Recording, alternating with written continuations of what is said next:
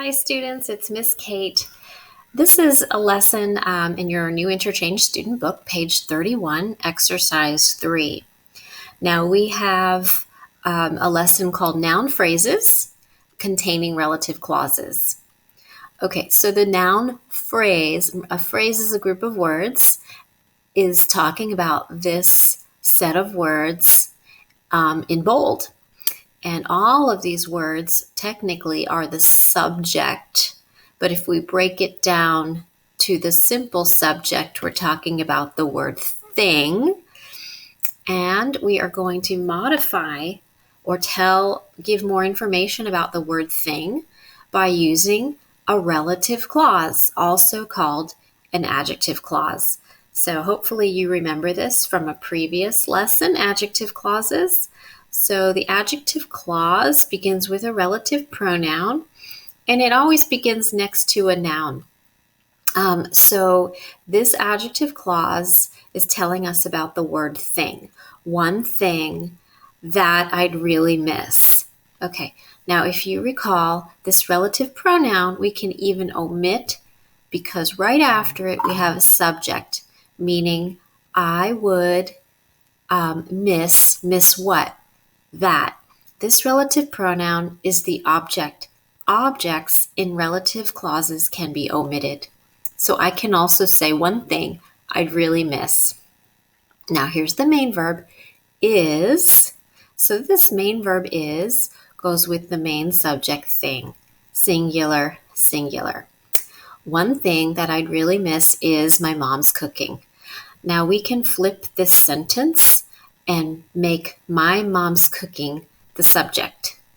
My mom's cooking is, okay, this is a gerund, so singular subject, and now we continue with the other sentence. The original subject is now object. One thing with a relative clause that I'd really miss. Okay, these other sentences are the same. You have a subject with a relative clause, and then on the other side, the sentence is flipped. It begins with a gerund.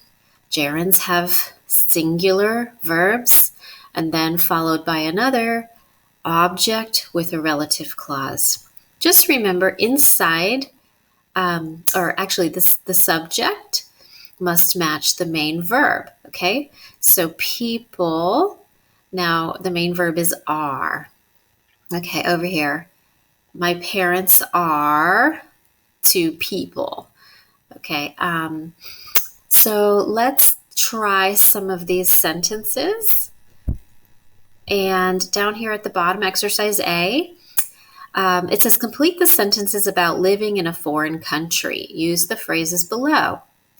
Okay, so number one thing I'd definitely be excited about is, okay, so we're looking for a singular object. So now a gerund is considered singular, so we could say something like making new friends or speaking a new language. Now number 2, we need a subject that is singular because we have another singular verb here, is something I'd really miss. Okay, so again, singular subject. So you could say, for example, my family, even though family has multiple people, it's considered one group and singular.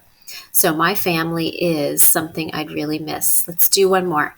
2 things I'd be homesick for are, okay, now we have things, plural, so we're going to need 2 things, okay? 2 things I'd be homesick for are, so we could say maybe my room at home and my friends. Okay, I hope this helps you, and I will see you next time. Bye-bye.